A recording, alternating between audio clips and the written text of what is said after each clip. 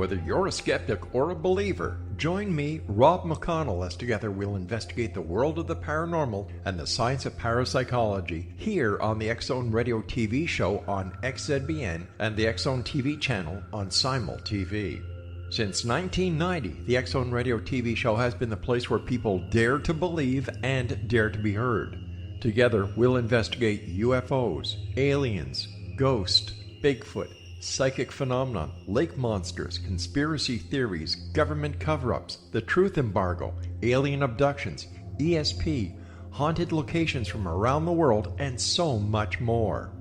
With over 28 years of broadcasting and more than 4,500 individual guests, the X-Zone is truly a place where fact is fiction and fiction is reality, as evidenced by the credibility, integrity, and professionalism of the guests that we bring to our international audience. If you have seen a UFO, had a close encounter, seen a ghost, Bigfoot, lake monster, or a story that you would like to share or have investigated, contact me, Rob McConnell, by sending me your email to xzone@xzoneradiotv.com, or you can call toll-free 1-800-610-7035, extension 143, and on Skype, X-Zone Radio TV. For more information on the X-Zone Radio TV show with yours truly, Rob McConnell, visit www.xzoneradiotv.com or www.xzonetvchannel.com or simultv.com and xzbn.net. Until next we meet here in the X-Zone from our broadcast center and studios in Hamilton, Ontario, Canada, always remember, X-Zone Nation, keep your eyes to the sky and your heart in the light.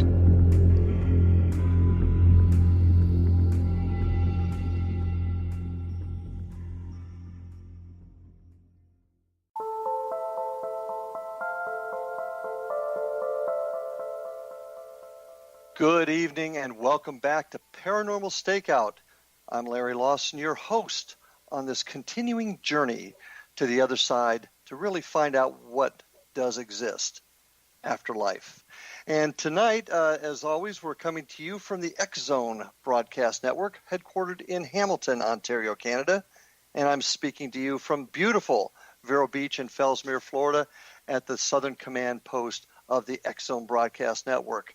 Really excited tonight to have Mr. Alex Bobulinski, from Spectral Wolfpack Squad Paranormal in Birmingham, Alabama. Alex is a 28-year-old investigator from Birmingham. In the Deep South, the paranormal phenomenon are often found in remote and forgotten places, and that's exactly where Alex prefers to be. Sightings of Bigfoot and other strange creatures have been reported to be lurking in the dense forests of Alabama where Alex lives. When he's not tracking mysterious beings in the wild, he finds himself in some of the creepiest abandoned buildings looking for ghosts and evidence of local lore and legends as he films his expeditions into the unknown. With his laid-back approach, Alex brings a calming feeling to the investigation and is never flustered by any scenario. Alex, welcome to Paranormal Stakeout, my friend. Hey, thank you so much for having me, man. Yeah, good. Well, how is the weather up there in Alabama? That's up there for me. So have you guys gotten rid of winter yet? Oh, yeah, we're pretty much jumped straight into summer. Today was pretty hot outside. We did a lot of gardening work today out in the yard, but we didn't get any snow this year or anything. So. Okay. Well, Spectral Wolfpack Squad Paranormal, and that name, along with all the things that you do, when did you get into the business, and what brought you into it? What tell me about that. So, throughout my life, I would have paranormal experiences starting when I was a child. One of the first ones I can remember that I like to tell about was when I was in my room at my dad's house, and I was sitting in bed, and I looked up, and there was a man sitting in the rocking chair in my room. And I felt safe around this man, so I got up and I walked over to him, and I was going to sit in his lap because he just felt familiar to me for some reason. And I hit the seat with a thud, kind of surprised me. I was like, what did I just see? Later on, I kind of put it together that I believe it was my grandfather, who I never met, who was my mom's father, and I think that he had came and visited me because a lot of the other kids in the family had been seeing him. People, they never met him, but they would say they saw Pawpaw, and they would like talk about him, even though they didn't even know he ever existed really, because they were so young. So after that, through the years, I would have other experiences, but as I got older, it was actually after my mom passed away when I started taking it more seriously and investigating more seriously, getting some equipment and things like that, as opposed to being a teenager, going out to graveyards and haunted locations with my friends. After my mom passed away, I got more serious about it. And that was in about 2012. So when around you say then was when I started. About 2012. When you say you took it serious, you just didn't think it was real before, and not even that so much, but just a sense of the investigative side. I was always a believer, and I was always very interested in all things unknown, like from Bigfoot to spirits, werewolves, things like that. And I was always seeking those things, but there was a point in time where I was like, this is what I want to do. I want to take this more seriously in an investigative sense, try to capture my own evidence, footage, things like that. And eventually I ended up started putting it out on my YouTube channel. I started the YouTube channel about, I think, 3 or 4 years ago. So that's when I finally started putting my stuff out there. What's your, tell our guests, where's your YouTube channel at? You can find, if you go to spectralwolfpack.com, you can find all my links and everything. But I do have the Spectral Wolfpack Paranormal channel, and I do have another channel called Bigfoot Bob, which is where I kind of split apart the paranormal and Bigfoot and keep one on one channel and keep the paranormal channel mostly revolving around paranormal phenomena. Okay, well, I want to talk to you a little bit about Bigfoot and other creepy beings in the Alabama woods in just a little bit, but I want to come back to the paranormal bit. You say about 2012. How old were you then? In 2012, what about 21, 22? I was 21, turned 22 in September, and my mom passed away in that June. And some things happened surrounding her death that made me feel like she was trying to contact me when she had passed. When you say you decided to take it seriously, what sort of preparation did you do? What sort of things did you do to take it more seriously, equipment-wise, training-wise, whatever? What did you do? Yeah, so after she passed away, and that's a whole other story it's a pretty long story, like involving her death was kind of mysterious. Some weird things started happening afterward where I felt like I said, like she was trying to get my attention, starting the day that I believe she passed, because she went missing for several days. I believe she passed on the first day she went missing because I had a tire explode and I tried to text her and I never got a response. Part of me felt like that she was trying to let me know something was wrong and maybe somehow caused the tire to explode, because out of nowhere I'm just driving down the road. I've gotten flat tires before where the tire just kind of goes flat, but this like exploded with a force. It was just kind of odd. Okay. So that's when I started purchasing some equipment, as opposed to like I used to just go, with a camera, taking pictures and things like that. I started researching more into equipment like digital recorders. One of my favorite things to do is ITC, instrumental transcommunication, using different radios and things like that to attempt to communicate with, whatever we were trying to talk to, and getting intelligent and relevant responses back sometimes. So basically just researching and trying to get that equipment and learn how to use it properly. So mostly self-taught, I'm assuming? Yeah, mostly self-taught. I did have some people I consider mentors, just some people who had been in the field longer who I would go on investigations with and that didn't happen until even a few years after my mom passed away, when I started finding out about more local groups that I could go with, and definitely learned a lot from, I love learning from other people too. So like any chance I get to, talk to someone else about how they do things, or go on an investigation with different people who have different styles, and learn from them as well. Any type of formal training at all? And the reason I'm asking that is I'm trying to determine what's out there formal training-wise. Have you had any formal training at all? I wouldn't say any formal training. I haven't taken any like classes or anything like that. One thing that I did do for myself was right after high school, I went out and hiked for 6 months on the Appalachian Trail, which kind of got me geared up for more of the Bigfoot side of things, learning a lot of skills in the woods and being out in the woods for, months at a time. But as far as the spirit investigation, mostly self-taught and learned from mentors, but I couldn't say any formal training, really. Okay. What's your most profound paranormal experience? For me, there's definitely a lot of things that have happened that have,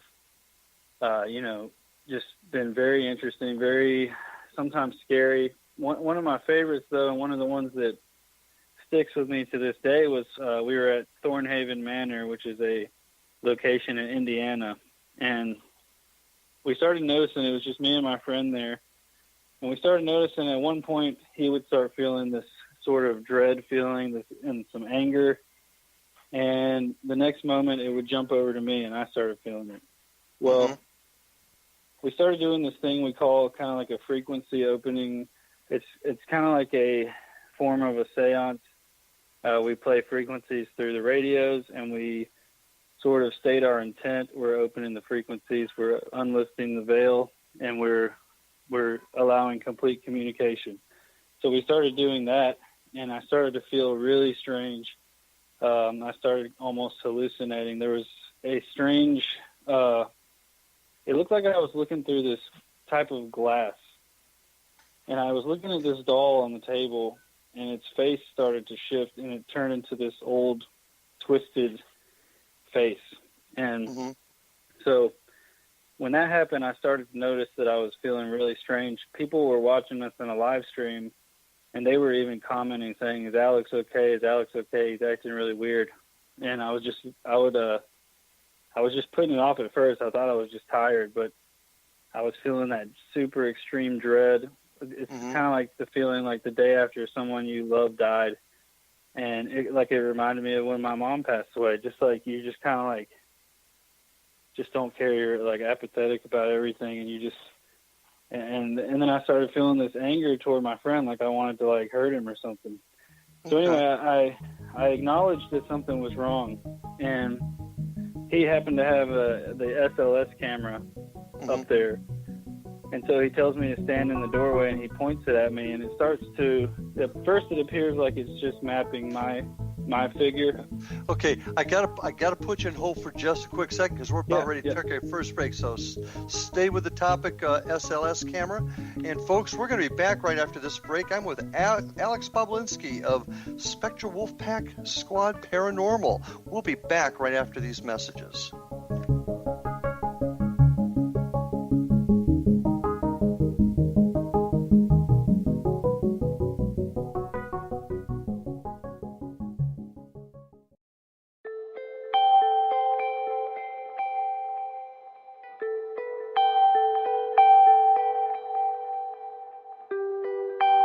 It's hard to listen to the news without realizing we're living in volatile, unprecedented times.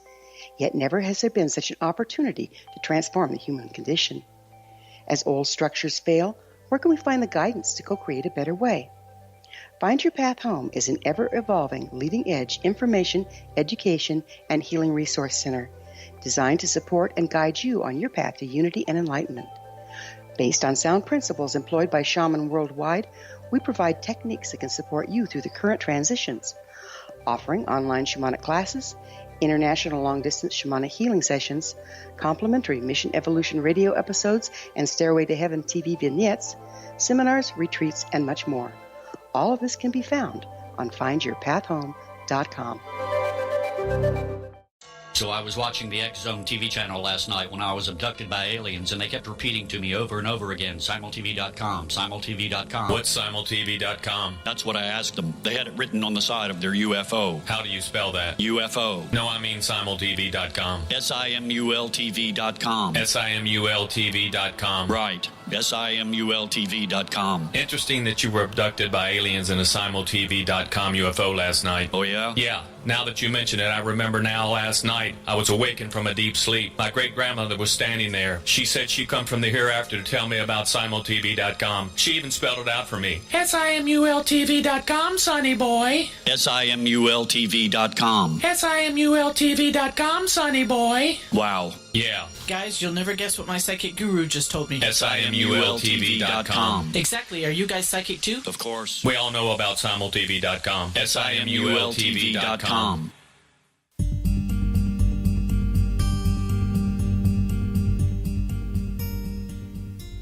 And we are back for this next segment of Paranormal Stakeout with my guest tonight, Alex Bobulinski of Spectral Wolfpack Squad Paranormal out of Birmingham, Alabama.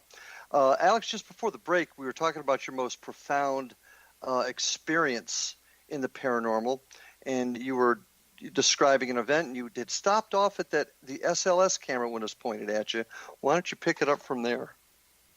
Yeah, so real quick, I will say the SLS camera is a structured light sensor camera. It's basically, we use the Xbox Kinect Cam, and people have developed a software that basically just uses that infrared beam that's shooting out of the camera to detect any motion.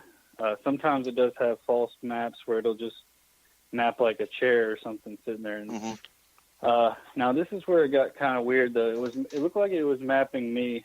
One thing the SLS camera is used for, like it's only able to map human figures, so it maps this like stick figure.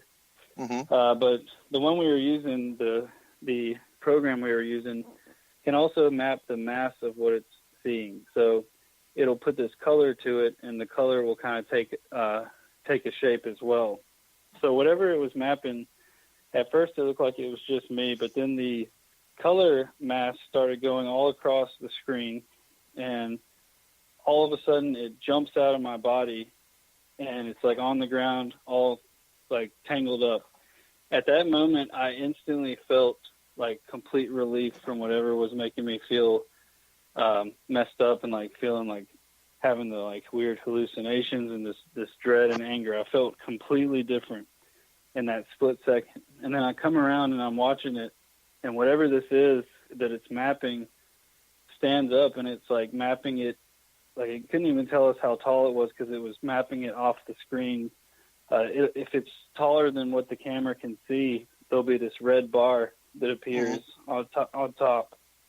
And it was mapping something that was at least 10 feet tall. And like I said, it can only map human figures. So it appears that it was trying to map something with wings because the arms went to the back. I mean, it's really weird footage. I'll have to send it to you sometime. Yeah, I'd like to see it because I'm somewhat familiar with the SLS system, and you're right. It will map chairs. I mean, it's an interesting piece of equipment. We use it ourselves, but it does have some quirks about it. The program that you're using actually can map on other things besides stick figures. Is that, or produce pictures other than stick figures? Is that what you're telling me? Basically, it adds if it has a map, it'll add a color to it, and it'll detect kind of like a mass. It can't do like a complete shape, but it'll just kind of, if it's detecting motion in that range, it'll put color around the stick figure. So it had the stick figure, which most of the time was like kept jumbling up, and then it would stand up. It almost looked to me like something came out of me and was like struggling to like regain its composure, and it was like going down to the ground and jumping back up. Usually when there's a false map, it won't move like that. You know, it'll sit still and be on the chair or, you know, whatever it's mapping. Now, I agree with that. Now, were you able to take a look at the piece of equipment and make sure it wasn't malfunctioning? When you bought the equipment, was there any training that came with it? Well, the one that we were using, my friend Eric from Epic Paranormal, he had designed it. So as far as we could tell, there wasn't. But you know, it's hard to say. I mean, we were on an investigation. We were live streaming.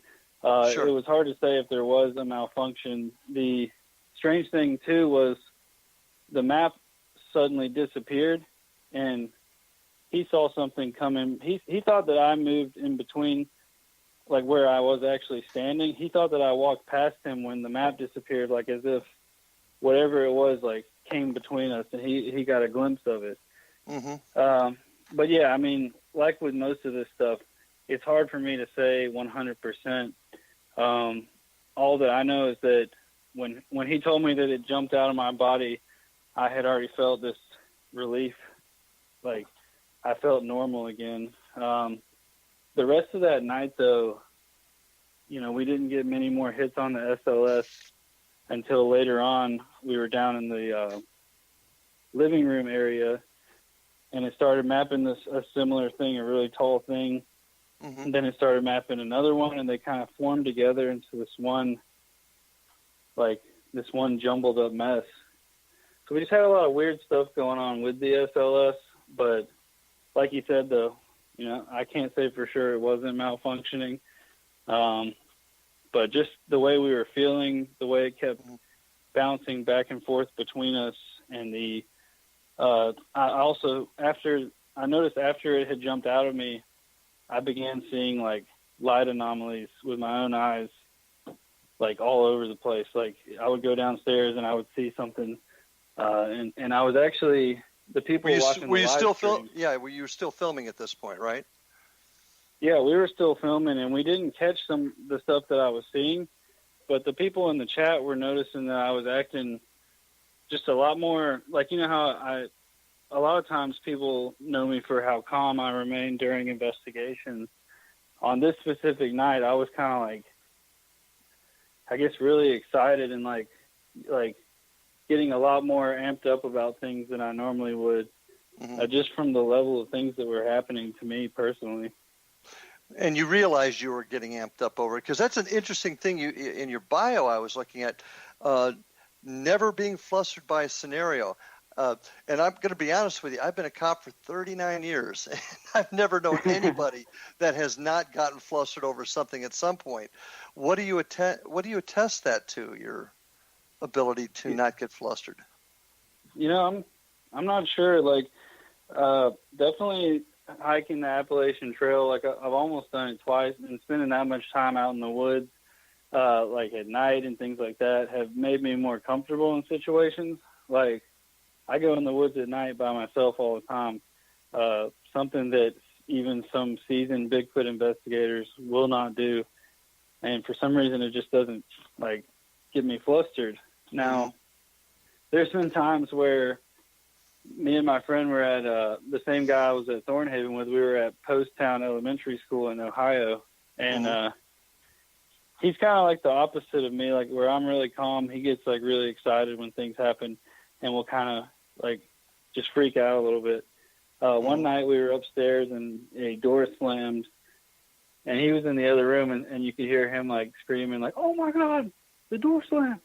And on the camera you can see me, it, like, slams right beside me, and I just kind of looked over at it, and I'm like, "Door slam?" Like, doesn't even faze me for some reason.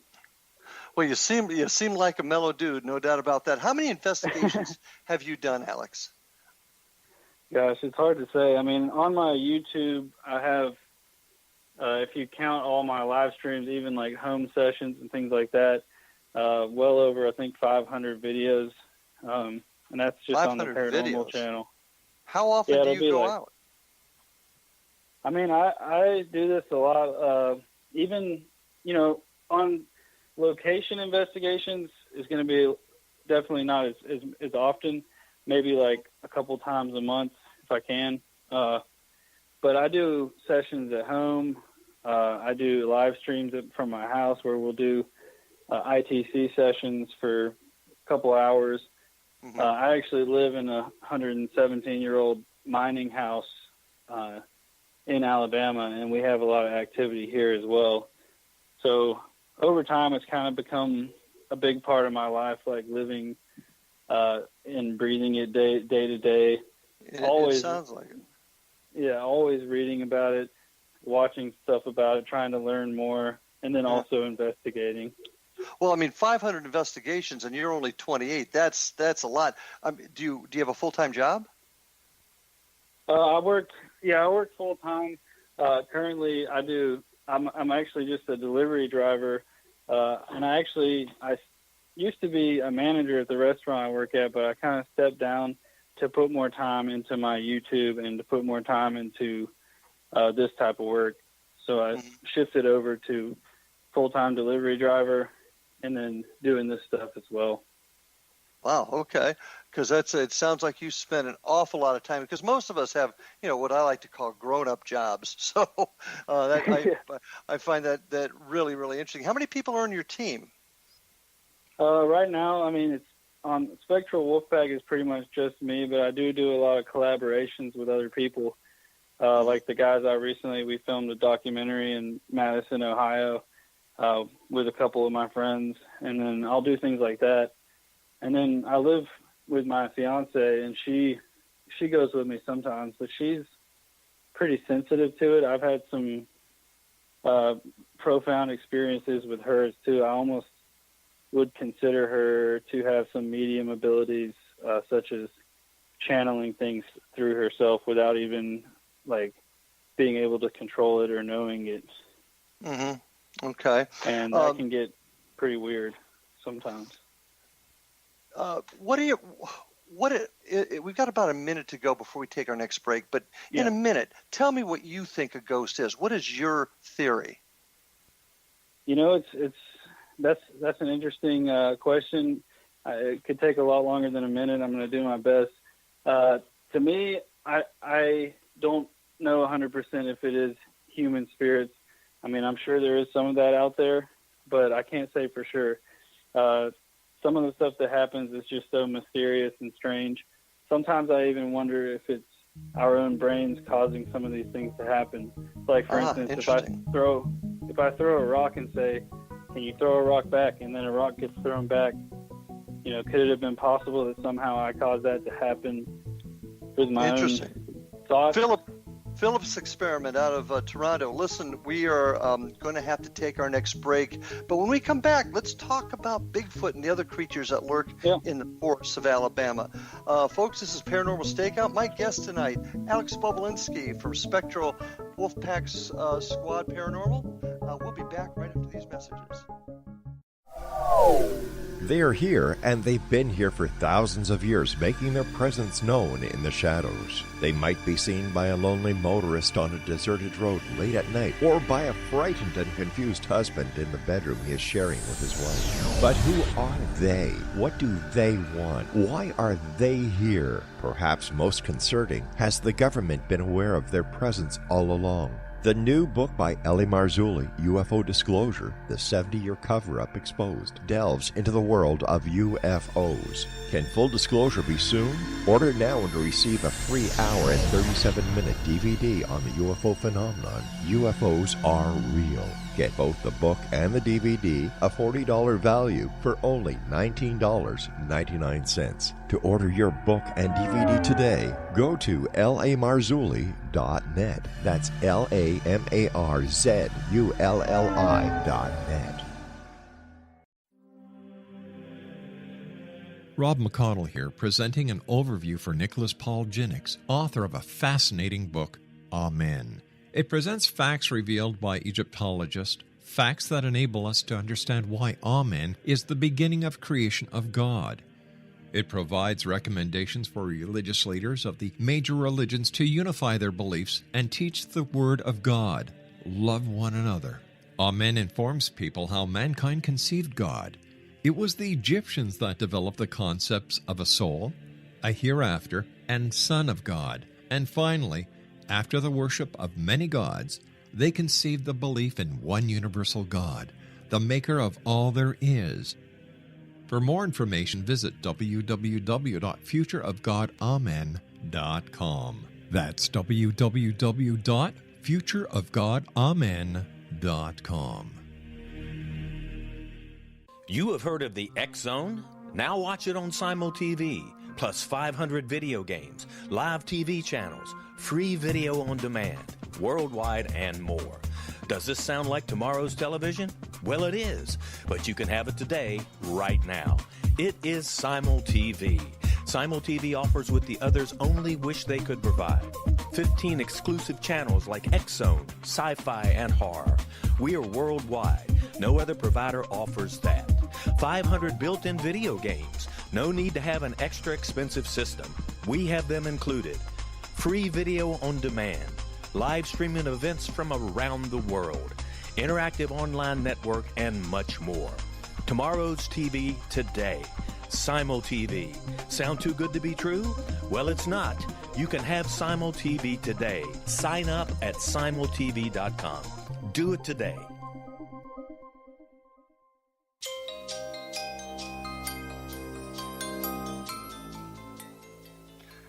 And we are back for this next session with Alex Bobulinski here on Paranormal Stakeout.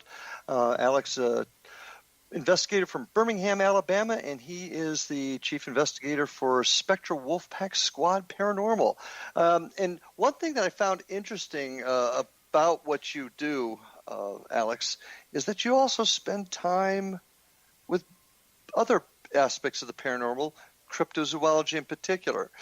You mentioned in your bio all kinds of creepy things in the forests where you live.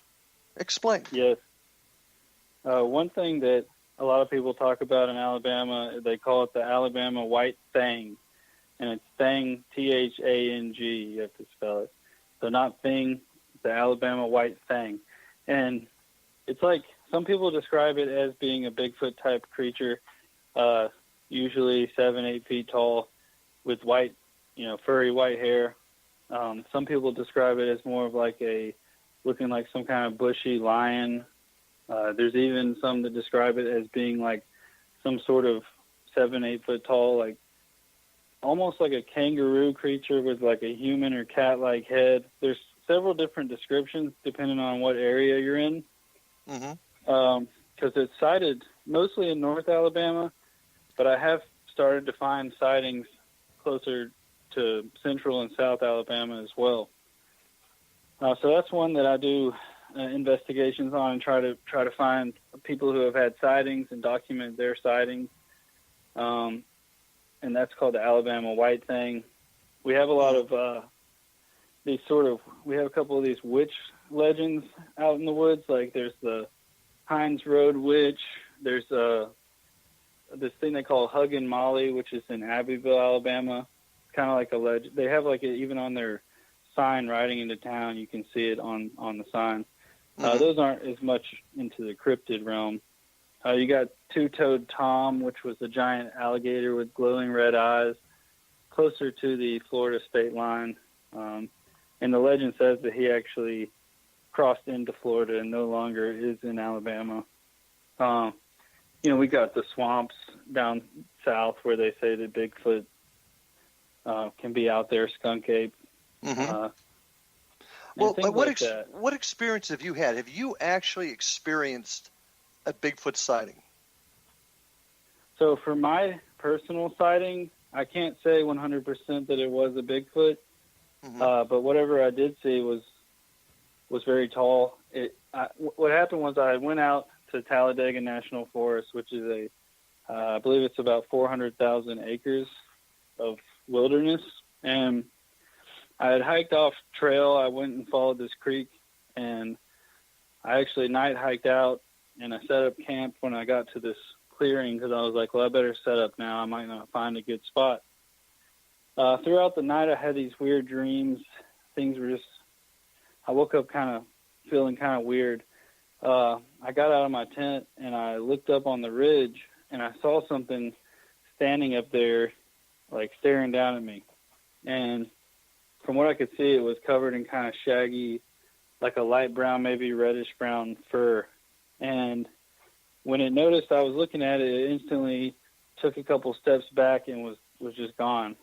Mm-hmm. And like I said, I can't say for sure it was a Bigfoot, but something was up there watching me that had to be at least 6 or 7 feet tall.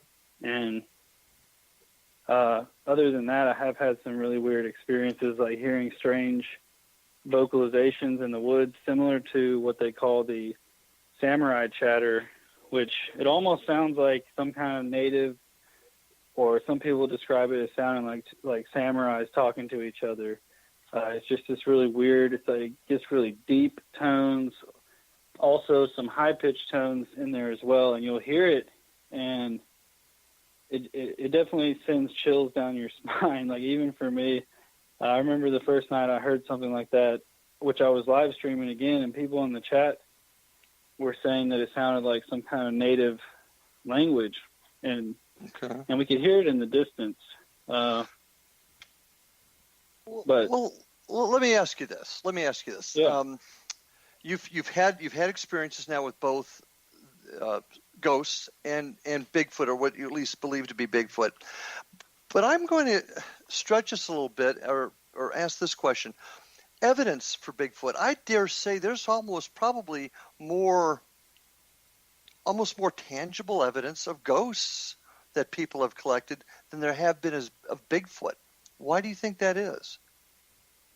Yeah, it's an interesting question. I mean, because in the Bigfoot world, you have pretty much, there's like a couple different groups. Like, you'll have the people who are big into the flesh and blood stuff, and they don't want to hear anything about the paranormal being involved with Bigfoot.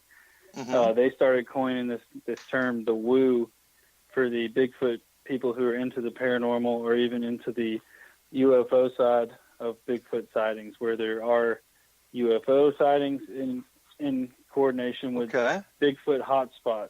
So, it's hard to say, but what I will say is that the Native Americans had a lot of legends about different creatures, like similar to Bigfoot. Like, they had, I believe it was the Choctaw had the Champe, which is like this cave ogre that they would talk about, as well as people talking about the little people, which some people would say are called the Fae, the fairy folk, sort of nature spirits, even elementals, things like that.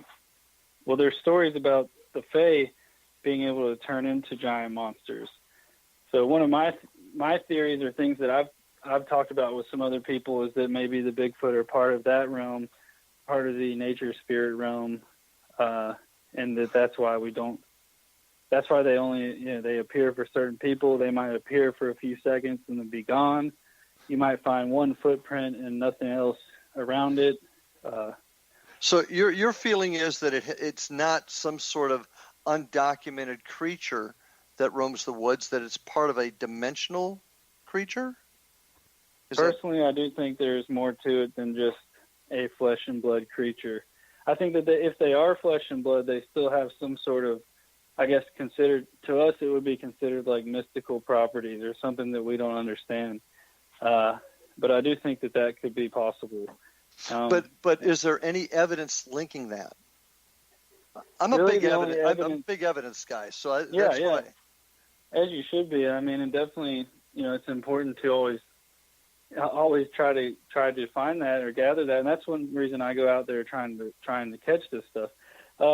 See, for me, the best evidence we have is mostly like, and it's not really even evidence, I guess, eyewitness accounts and things like that. So like things that I've seen, like I saw something in the woods that I considered to be, I would just call them like will-o-wisps, these like blue strobe light they look like insects, but they were blue light in Alabama. So, we have coordination with, like, you'll have someone see a Bigfoot and then they'll see these strange lights. Some people believe that the Bigfoot can turn into these things, turn into the lights and fly away or go somewhere else. You have sightings of the UFOs. But like you said, as far as evidence goes, there's not much, because people aren't catching that stuff on camera. Well, and that's always going to cause people to be suspect. Hey, and it happens in the paranormal ghost world also. We're not always getting evidence when people see something. They don't have a camera going. But this connection between ghosts, Bigfoot, and aliens, UFOs, Yep. that seems to be a trend.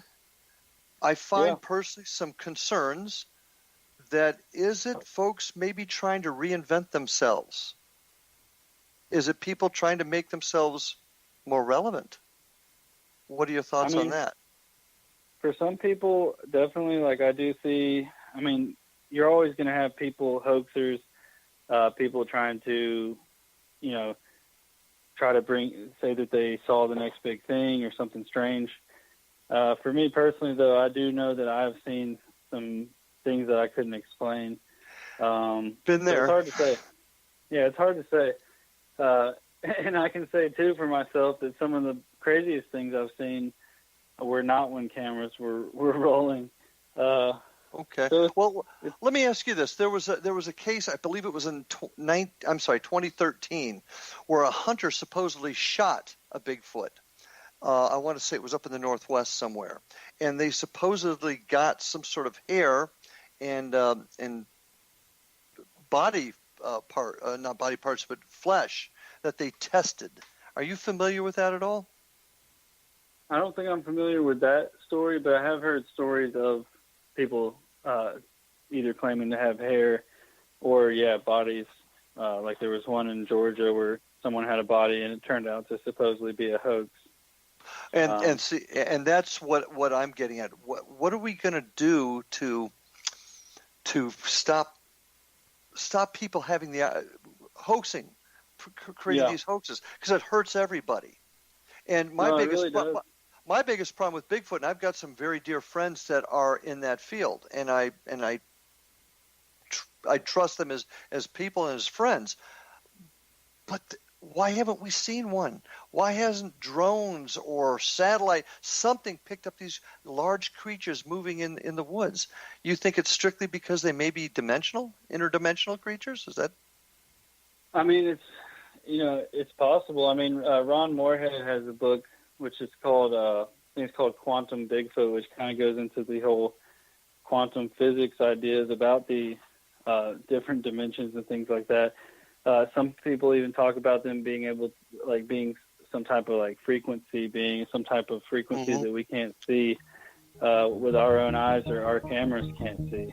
And that's something that we deal with on the paranormal side too, frequency and vibration. Very interesting. But listen, we're getting ready to take our last break. So folks, I'd like you to stay with us. I've got Alex Bobulinski from Spectral Squad Paranormal with us, and stay with us for this last session coming up. This is Larry Lawson on Paranormal Stakeout.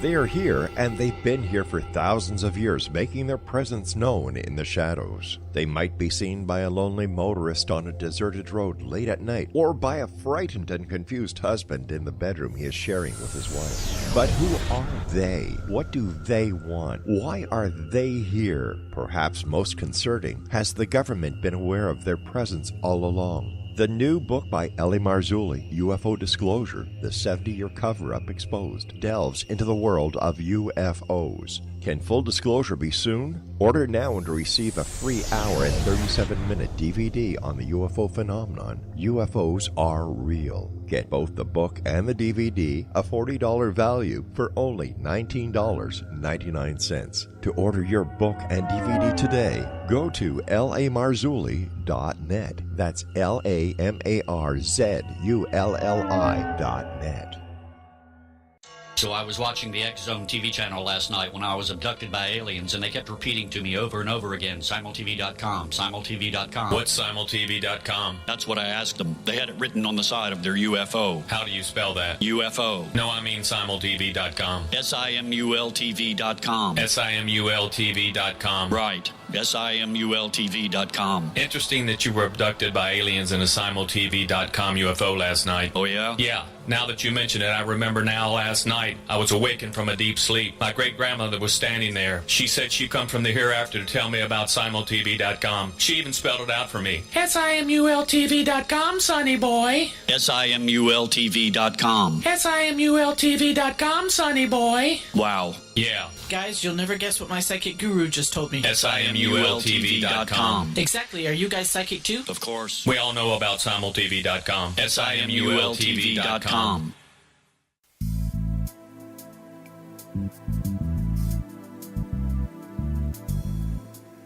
And we are back on Paranormal Stakeout. My guest tonight, Alex Bobulinski, Spectral Wolfpack Squad Paranormal. You can check out his website at www.spectralwolfpack.com. I'd also like you to go ahead and visit my website at www.paranormalfbi.com. You can also find me at www.paranormalfbi.com down here in Florida. I'd also really encourage everybody, there's some great programming on the X-Zone Radio and Television Network. Go ahead and come check us out. Check out all the great programs on there, www.xzone.net. In our last few minutes together, Alex, you've brought some interesting concepts together that I'm seeing happen more and more in the field these days, the connection of the ghosts and Bigfoot and even aliens. But I think the answer is going to be not only in the training that I talked about before, but the improvement in equipment. That's my opinion, but I'd like to ask you, where do you see the future of the field going? Where are we going to go from here? Yeah, I definitely think that a lot of awesome developers out there and people working on equipment and working on new devices and things like that.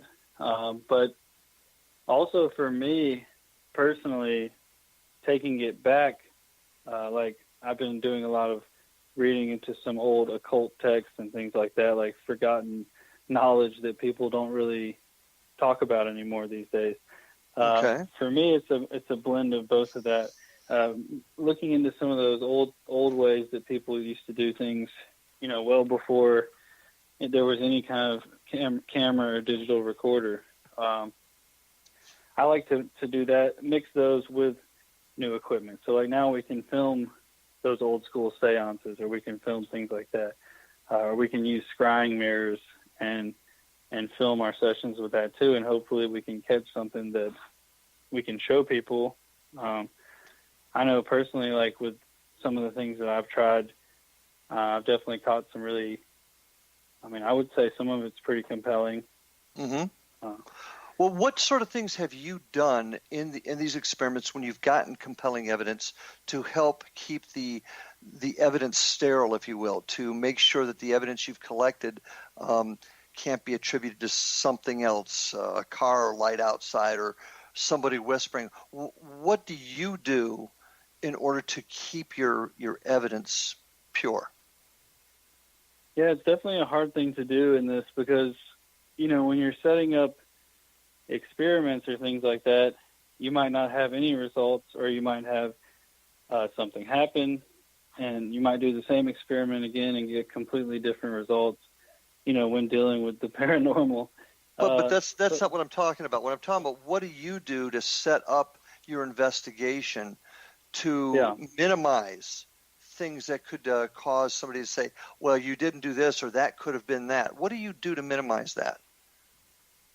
Yeah, the thing that I do, and really I guess it's all I can do. I try to film everything, and then of course, when I'm reviewing things, I'll try to look for those inconsistencies, or if anything happened that I can try to explain, keeping a skeptical mind about it. But it's definitely can be hard to do. Like, for instance, doing the ITC work, people can always say, well, that was just a radio frequency coming through, or a DJ, something like that. So it's definitely one of the harder things to do is presentation of evidence for people. Yeah, and the preservation of evidence to me is vital, and I don't know that we as folks in this field have done that very well. When you do a an ITC session, for example, what sort of checks and balances do you put into place as that session's going on, whether it's just an EVP session or using a ghost box? Do you put any type of checks and balances in place? So, I mean, one thing that I like to do with any of my investigations is I don't like to speak in absolutes. Like, I won't say this is 100% what this is. I like to leave it. I like to show it to other people and see what their thoughts are on it, too. Okay.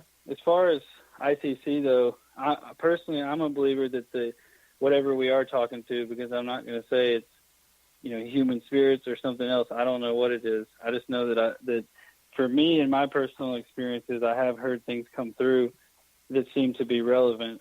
And I can, and like I said, I'll put that out there and show people, and I'll see what they think. Like for me, some of my favorite responses are the extremely direct ones, or things where I'll ask if they can say something and it will say it back to me. Things like that kind of, I mean, you could still say that it's just the radio, because I guess it is possible. I mean, it's random coming through. I mean, the odds are pretty astronomical, I would think, for certain things to come through that I've asked that did come through, but it's hard to say. Well, when you catch this evidence, it's compelling, and I understand what you're saying, but I firmly believe that we can set some things into place that will at least minimize the opportunity for contamination of evidence. But what do you do with the evidence? Once you get it, you've collected it, you've got this great EVP, where do you put it? Where do you archive it, and how do you access it later? Yeah, so one thing I like to do, I keep it all on my hard drive on my computer, and also I'm not one to like hoard my evidence to myself. I put it out there, upload it online, and ask people what they think about it. I have some stuff that I keep private, like if it's a residential case or some private case that I'm working on for a person. But I like to keep it on my computer, put it on YouTube, and get it out there. One thing I do specifically with like ghost box or EVPs, I will sometimes use some equalization, try to bring out the mids and really bring out the voices. Sometimes even trying to slow them down to see if we can make out what certain things say, doing things like that. But also I like to upload raw footage just so people can see that it is just not been messed with at all or anything like that. Well, okay, and do other people have access to your computer, for example, where you store your evidence? No, I mean, I'm the only one. It's up here in my office, and I'm the only one who uses this computer. See, that's also a concept that comes from my law enforcement background.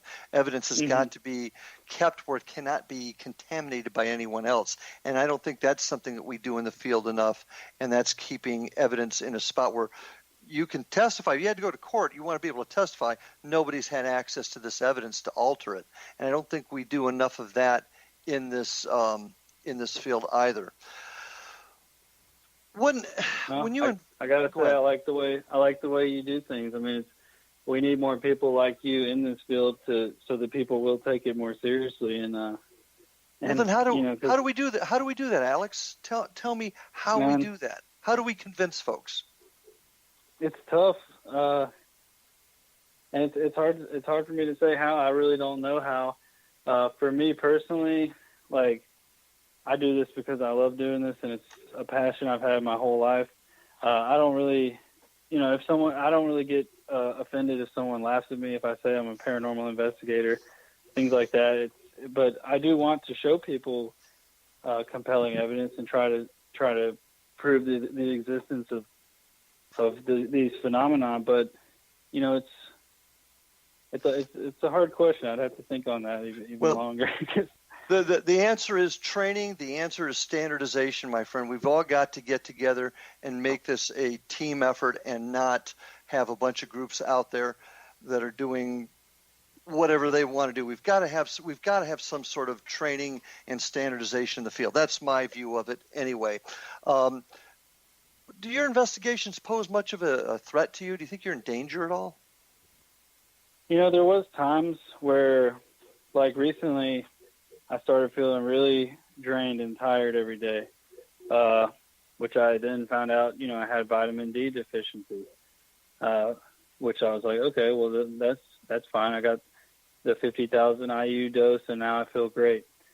But then I started noticing that several other people who investigate a lot were having the same issue. So then I started wondering, does this stuff drain your vitamin D, or are we just not getting enough sun? Or are we just out at night? Are we, out at night too much and not during the day? So, I mean, it's hard to say. There's an example of a study, an experiment that could possibly be done if a group of folks but that's the sort of thing that we need to do. Yeah, exactly. That's tangible. That has the possibility of being tangible evidence. Exactly. That's Trying to, if we can test that, because that would be an interesting thing to test, I think, to see if after an investigation or after maybe test someone's vitamin D and then send them on a week long of investigating and then test it again and see if there's a drastic difference or something. In my opinion, that's the type of thinking we need to do. We need to improve our equipment, but we need to start thinking outside the box and coming up with legitimate experiments that we can work with the scientific community to maybe come up to find these answers. As you so well put it, is it even us that's creating this evidence? One last question before we go. What's the future for Spectral Wolfpack Paranormal? What's the future? So next month, April 20th, we've got Madhouse, a paranormal documentary coming out. We'll be on Amazon and Vidi Space and a couple other platforms. And that's kind of like one of my bigger projects I've been working on with three other guys, Keith Campbell, Steve Brott, and J.P. Doyle. And we worked on that for the last several months, putting together this documentary of our experience at Madison Seminary in Ohio. Well, so great. I'm really excited for that. And we'll be looking forward to it. Unfortunately, my friend, we are out of time, folks. I want to thank all of you for joining me tonight on Paranormal Stakeout with my guest, Alex Bobulinski of Spectral Wolfpack Squad Paranormal. Thanks for being here, and we'll see all of you on the other side.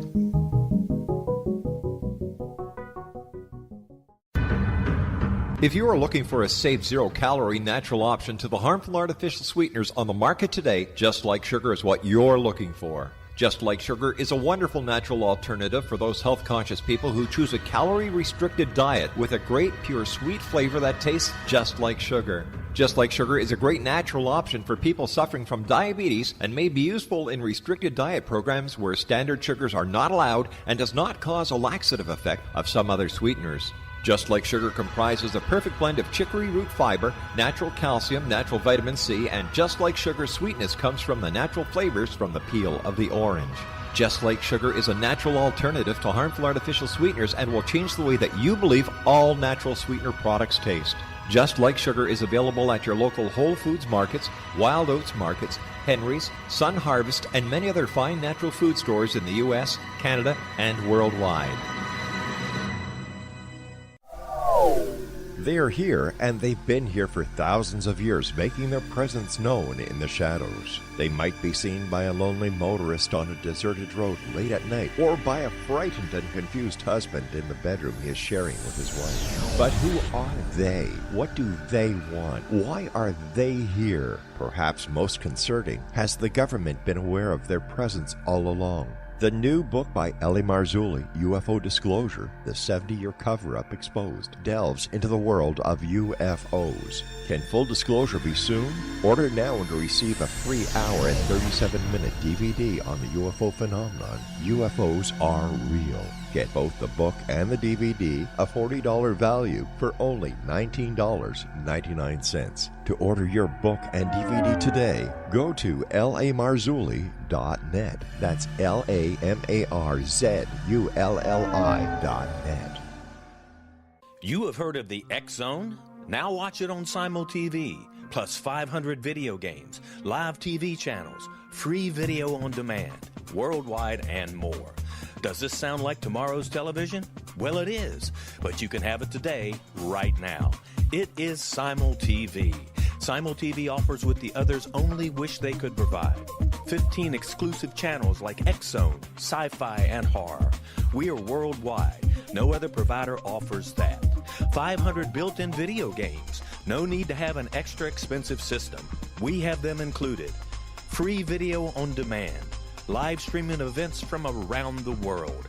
Interactive online network, and much more. Tomorrow's TV today. SimulTV. Sound too good to be true? Well, it's not. You can have SimulTV today. Sign up at simultv.com. Do it today.